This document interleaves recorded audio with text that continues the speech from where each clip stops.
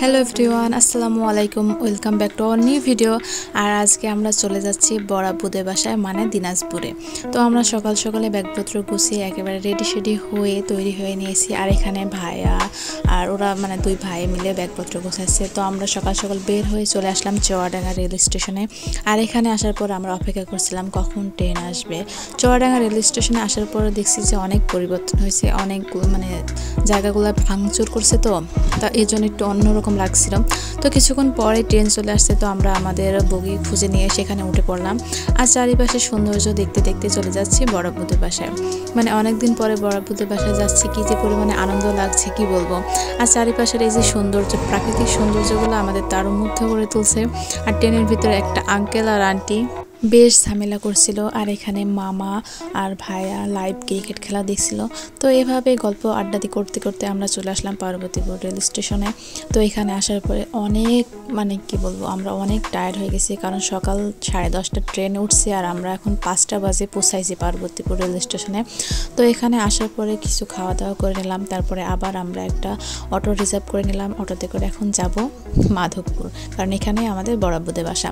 তো মাধবপুরে যাওয়ার পথে রাস্তার ভিতরে দেখছি যে আবার একটা ট্রেন যাচ্ছে আমাদের পাশ দিয়ে। ওটা দেখতে যে এত পরিমাণে সুন্দর লাগছিল, চারিদিকে কুয়াশায় ঢাকা, আর ট্রেনটা যাচ্ছিল, অনেক মজা লাগছিল। তারপরে আর কি আমরা চলে আসলাম বড় আব্বুদের বাসায়। আর কিছুক্ষণ রেস্ট নিয়ে আমরা রাত্রের খাওয়া দাওয়াটা শেষ করে নিলাম। আর আমরা খাওয়া দাওয়া শেষ করে অনেকক্ষণ গল্প করেছিলাম, অনেক মজা করেছিলাম। চুল উঠি পেলাবে, তোরও পেলাবে ধীরা, চুল তোরও দেখবে না। আমাদের আসায় 1 ঘন্টার মতো হয়ে গেল। তো সকাল সকাল ঘুম থেকে উঠে দেখছি যে ভাবিরা সব রান্নাবাটি করছে। তো আমরা আর কি করব, আমরা ভাবলাম যে যাই বাড়ির পিছন দিকে ঘুরে আসি। তো এখানে আসার পরে দেখছি যে বন্যা আমাদের বলছে চলো চাচি কামরাঙ্গা পাড়া যাক। তো আমরাও ভাবলাম যে যাই কামরাঙ্গা পেরে নিই, কারণ সকালে খাওয়া দাওয়া শেষ করে যখন বসে থাকবো তো কামরাঙ্গাটা মাখাইলে অনেক মজা হবে। তো এখান থেকে কিছু কামরাঙ্গা পেরে নিলাম। আর কামরাঙ্গাগুলো অনেক সুন্দর ছিল, পাকা পাকা আর কি।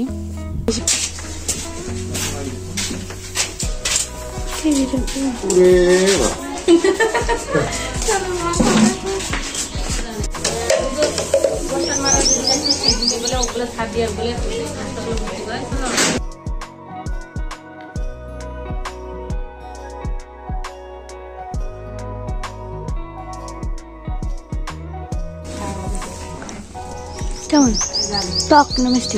টক মিষ্টি।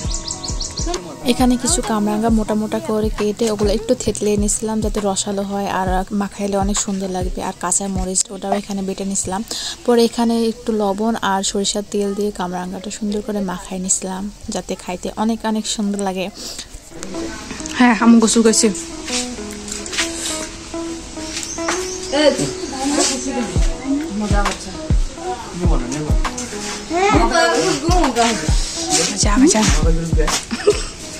আসলে সবাই খাইলো, মামা এখনো এটা টেস্ট করেনি। তো ভাবলাম যে যাই মামাকেও দিয়ে আসি। আর রুমের ভিতরে এসে দেখি যে রুমটা অন্ধকার করে মামা এখানে ক্রিকেট খেলা দেখছে। তো আমরা ঘরে লাইটটা জ্বালিয়ে মামাকে বলছি যে মামা এটা টেস্ট করে দেখেন তো কেমন হয়েছে। পরে মামা তো অনেক ভয়ে ভয়ে খাইলো। পরে একটু চিন্তা ভাবনা করে বলতেছে যে না, অনেক সুন্দর আছে। কারণ মামার গ্যাসের প্রবলেম, তো সহজে কিছু খাইতে চায় না। পরে আবার বলছে তুমি তো সব জায়গায় ঘুরছে, চলো আমাদের রুমটা তোমাকে দেখায়। তো আমি ভাবলাম যে যাই দেখি না কেন। এটাতে নাসিম আরও এই রুমে ঘুমাইছিল। এখানকার রুমগুলো অনেক সুন্দর, কিন্তু মাটির রুম, তারপরে অনেক ছোট ছোট করে গুছানো টাইপের, বেশ ভালোই লাগে দেখতে। তো রুমের ভিতরেও দেখাছিল যে দেখো, এই রুমে আসার পর আমার ফোনে না একটু নেট থাকছে না, আমাকে যদি কেউ ফোন দিয়ে মারাও যায় তারপরে আমার আর কোনো খোঁজ পাবে না কেউ। পরে আমি ওটা দেখছিলাম আর হাসছিলাম।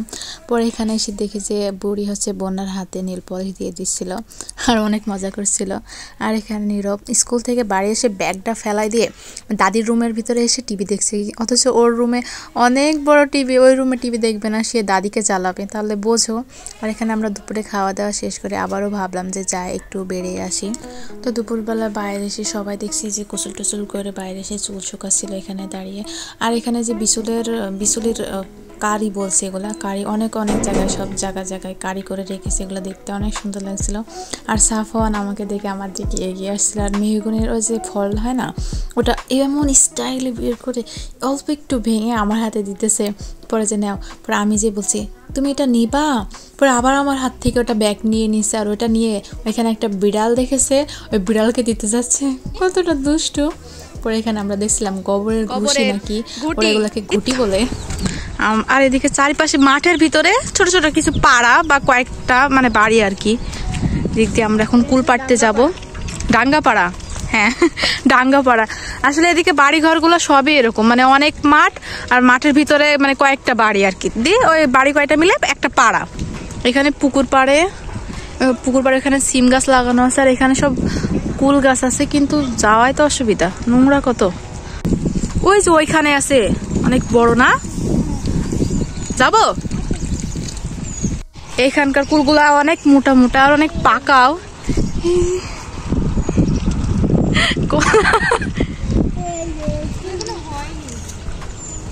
এইখানকার কুলগুলা পাকছে, কিন্তু পাড়ার মতো কোনো অবস্থা আমি দেখছিনি, কারণ পারলেই পানির ভিতরে পড়বে। এই যে এই গাছটা কুলগুলা অনেক মানে কাছে আছে, পারলে সব পানির ভিতরে যাবে না। পুকুর পাড়ে যে কুল গাছগুলা লাগায় এর পুরাই ফালতু, নিজে নেট না দিয়ে কুল পাড়াই যাবে না, নিজে যাবো না, কারণ এই সাইডে প্রচুর নোংরা হয়ে আছে। তাই ভাবলাম যে পুকুরের এই পাড় দিয়ে আমরা চলে যাই। আর ওই যে পুকুরের ওই পারে নানি, বৃষ্টি আন্টি, সাফওয়ান ওরা খেলা করে। চলো চলো, এই যে বড়িগুলো কত সুন্দর লাগে না, চলো। এখানে যদি এই যে ধান লাগানো গুলা, মানে ধান লাগানো যদি হইতো, আর ধানগুলো যদি একটু বড় বড় হইতো না, চারিপাশ দেখতে যে এত পরিমাণে সুন্দর লাগতো কি বলবো। যা গেল গা, সবাই আমাদের রেখে রেখে বেড়ে বেড়াচ্ছে, ব্যাপার না, আমরা এনজয় করছি চারিপাশটা। না না, চলো আমরা এদিক দিয়ে পার হয়ে যাই। পুকুরের পাশ দিয়ে আগে বেশি বের হয়, তারপরে কথা হবে।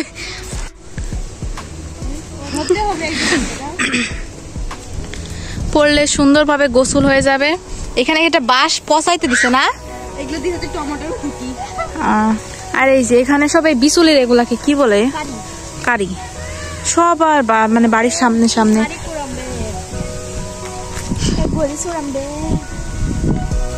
কতগুলা কারি। ওই যে ওইখানে ভিতরে অনেকগুলা আছে।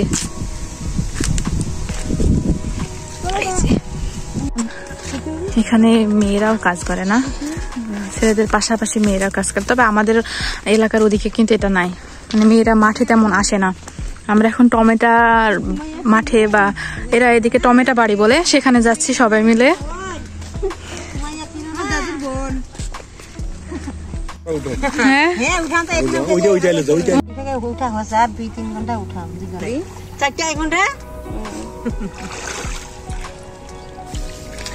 চলো চলো, তুমি চুল বাঁধো না, তোমাকে ভূতে ধরবে মাঠের ভিতরে, তার উপরে দুপুর বেলা। টমেটো বাড়ি বলে আমাদের এখানে, মাঠ টমেটো বাগান বলে আমরা, আর এখানে আমরা বলি টমেটো চাষ বা টমেটোর ভুঁয়ে, টমেটো জমি, এটা টমেটোর বাড়ি। টমেটো গাছগুলো এখন অনেক ছোট ছোট, কিন্তু ফুল ধরেছে, আবার এগুলো তো এই যে আরো ছোট, এগুলো কি বল কাল এখানে লাগাইছে। হ্যাঁ পুরোটাই, এখানে পুরো জমিটা তোমাদের? কত দূর পর্যন্ত? ওই যে সম্পূর্ণটা ওইখানে, ওই যে ইটের ভাটা না, আমরা গেছিলাম একবার ওইখানে, বলো বুড়ি, সাইকেল করে আবার যাবো। নাসিমের সাইকেল নিয়ে তখন গেছিলাম। মামা স্যান্ডেল পাই দিয়ে মাঠ বেড়াইতে এসেছি।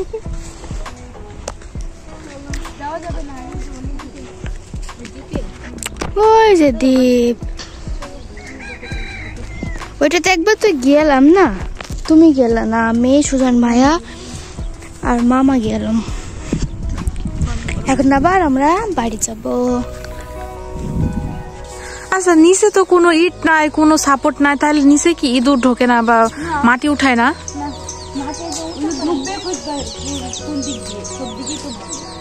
আমাদের ওদিকে তো হ্যাঁ অনেক বড়, মুরগিতে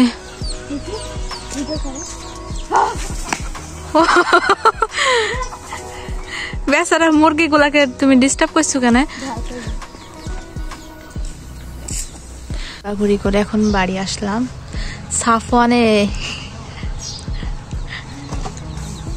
বাচ্চা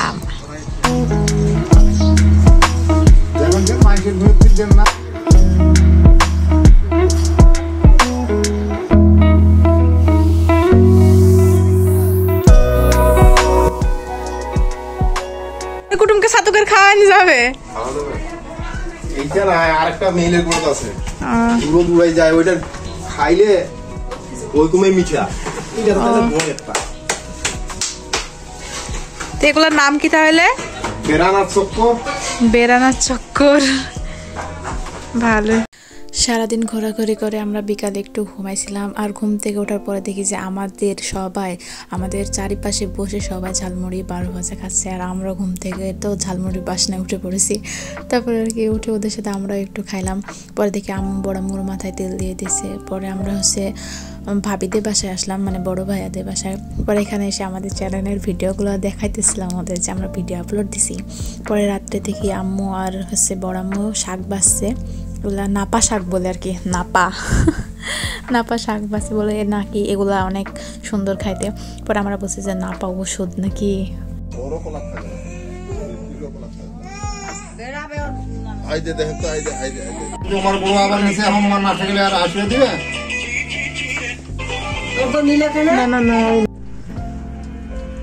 দাদি দেখে যে খাওয়া দাওয়া শেষ করে এখন সবাই আমরা গল্প করছি। আর এই যে সাফওয়ান ফুরুলি খাচ্ছে এখানে।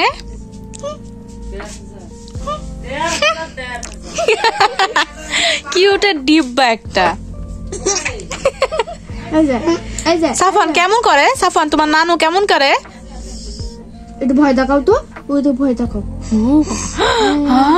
আমি ভয় পাইছি। এই যে তাকাও, এই যে